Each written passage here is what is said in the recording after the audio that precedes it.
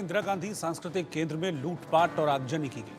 कल 5 अगस्त को हिंसक अशांति फैल गई थी और उसके बाद किस तरीके की तस्वीरें सामने आई हैं, ये देखेंगे तो हैरान रह जाएंगे।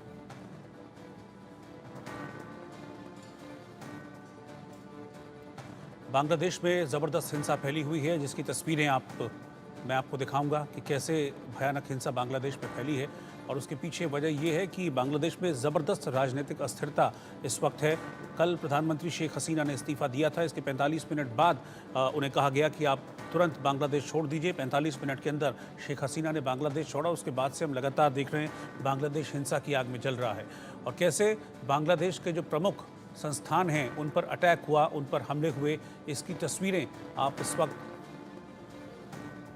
टेलीविज़न स्क्रीन पर देख पा रहे हैं। आगजनी के बाद वहाँ के हालातों को काबू में करते हुए बांग्लादेश के ये लोग आपको दिखेंगे। ये इंदिरा गांधी सांस्कृतिक केंद्र है। आप देखिए कैसे यहाँ पर आगजनी हुई। लूटपाट और आगजनी की कई तस्वीरें हैं जो लगातार बांग्लादेश से इस वक्त सामने आ रही हैं।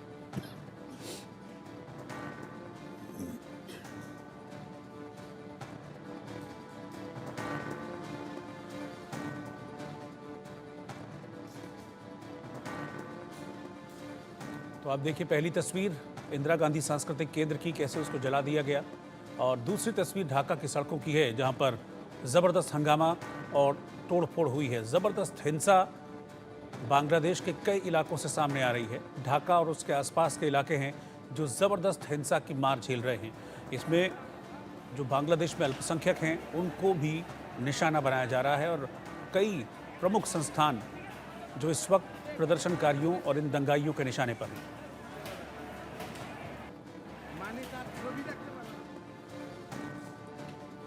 बांग्लादेश में हिंसा के बीच राष्ट्रपति मोहम्मद शहाबुद्दीन ने संसद को भंग कर दिया। पूर्व पीएम खालिदा जिया को रिहा कर दिया गया है। नोबेल पुरस्कार विजेता मोहम्मद यूनुस को अहम जिम्मेदारी मिल रही है, वो सलाहकार बनाए गए हैं।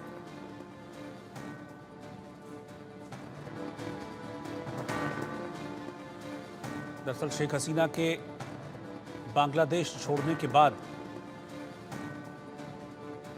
बांग्लादेश के सेना प्रमुख ने एक 18 सदस्यीय अंतरिम कमेटी बनाई है और ये कोशिश की जा रही है कि अंतरिम कमेटी फिलहाल जिस तरह के हालात बांग्लादेश में हैं उन हालातों से बांग्लादेश को निकाले और ये अंतरिम कमेटी ही सरकार को चलाए। खालिदा जिया जो कि 2018 से जेल में बंद थी, भ्रष्टाचार के आरोप में उन्हें 17 साल कैद की सज़ा सुनाई गई थी।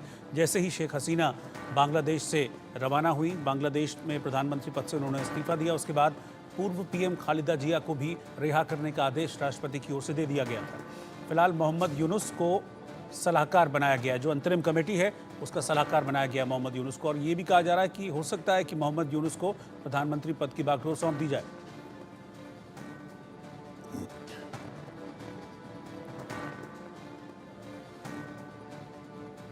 और जिन मोहम्मद यूनुस का नाम इस वक्त सबसे ज़्यादा बांग्लादेश में चर्चा में है, वो मोहम्मद यूनुस कौन है वो मैं आपको बताता हूँ। मोहम्मद यूनुस एक सोशल वर्कर, बैंकर और इकोनॉमिस्ट हैं।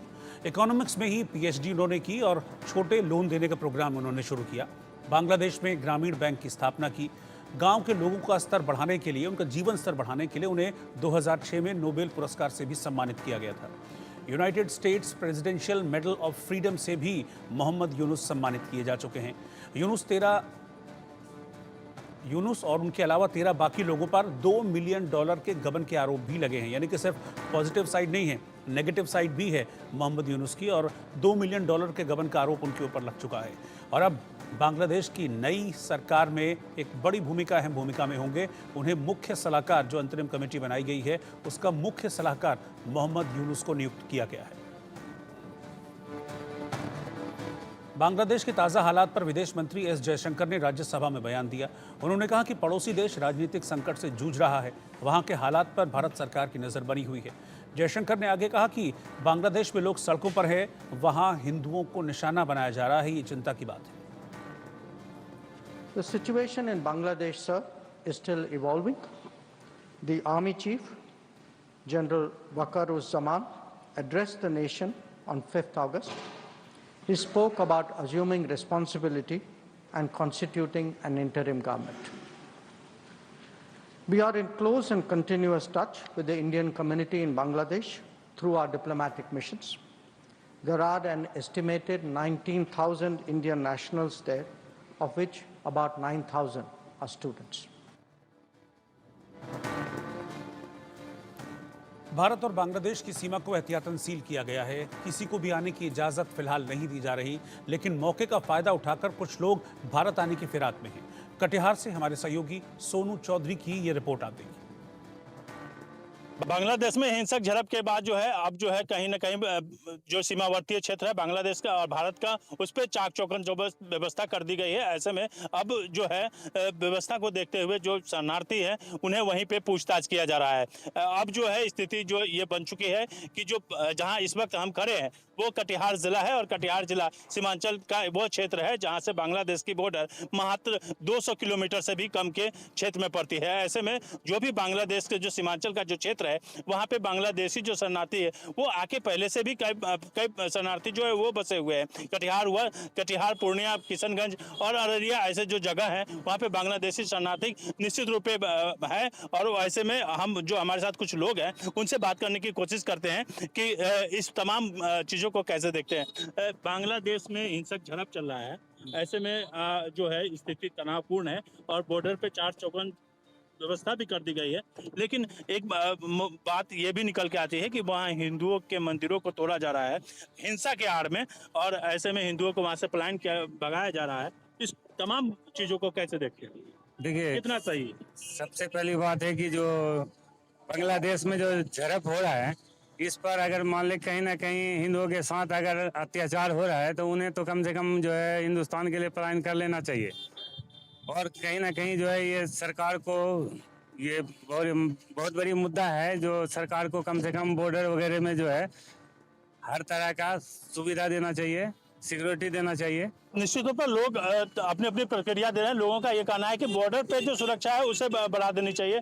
और भी कुछ लोग हैं, कैसे देखते हैं तमाम चीज़? देखिए, बहुत ही दुर्भाग्यपूर्ण है। बांग्लादेश पाकिस्तान के रास्ते जा रही है और हिंदू शरणार्थी जो भी हैं भारत सरकार को जल्द ही उनको भारत में बुला लेना चाहिए। इस तरह की हिंसा नहीं होनी चाहिए।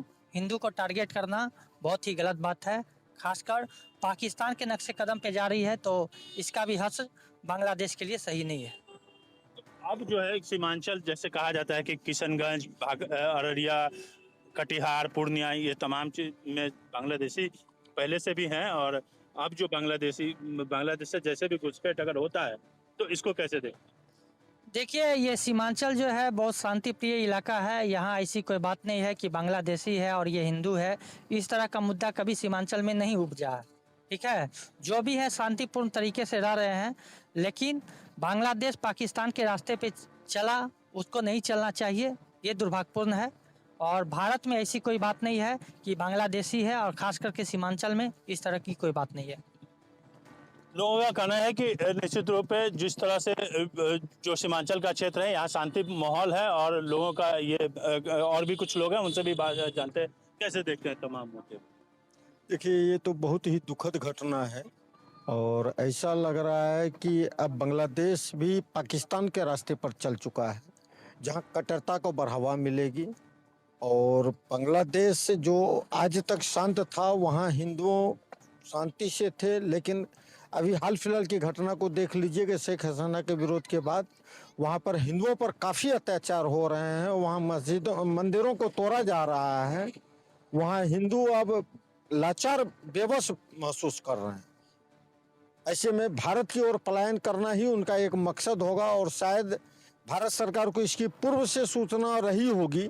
इसके लिए ही भारत सरकार ने ऐसे भारत में नियम बनाए हुए हैं कि हमारे जो भी पड़ोसी देश हैं उसमें से मुस्लिम छोड़ किसी भी धर्म के लोग अगर भारत आते हैं तो उसे हम नागरिकता देंगे। तो अब जो है सीमांचल का जो क्षेत्र है ये कहा जाता है कि पूर्णिया, अररिया, किशनगंज, आप भी जान रहे हैं कि ये तमाम जो कटिहार उसमें भी एक है। तो इसमें जो सीमा लगता है, बॉर्डर क्षेत्र है ये सब, तो यहाँ से घुसपैठ करना कितना आसान होगा बांग्लादेश?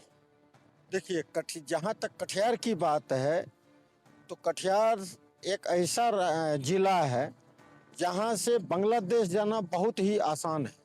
और आपको पता होगा कि भारत से जो गौ तस्करी होता है कटिहार के रास्ते ही होता है। यहाँ से बांग्लादेश बहुत कम दूरी पे है और यहाँ घुसपैठ अगर बॉर्डर पर चाक चौबंद व्यवस्था नहीं रही तो घुसपैठ बढ़ने की संभावना है। तो भारत के लिए कितना मुसीबत हो सकता है? अगर वहाँ से कट्टर लोग भारत आते हैं, जो पहले से भी बहुत सारे लोग आ चुके हैं, पश्चिम बंगाल से सटा हुआ मेरा जिला है और ऐसे में भारत के लिए तो कहे ही, लेकिन खासकर कटिहार वासियों के लिए एक दिन ऐसा हो जाएगा जो कि कटिहार से भी लोग हिंदू पलायन करने के लिए बेबस हो जाएंगे। क्या नाम है? सरोज कुमार सिंह। निश्चित रूप से लोग का ये कहना है कि अगर ऐसा प्लान होता है तो निश्चित रूप से लोगों को यहाँ से भी हिंदुओं को प्लान करना पड़ सकता है, ऐसा लोग कह रहे हैं। अपने सहयोगी के साथ मैं सोनू चौधरी, इंडिया न्यूज़, कटिहार।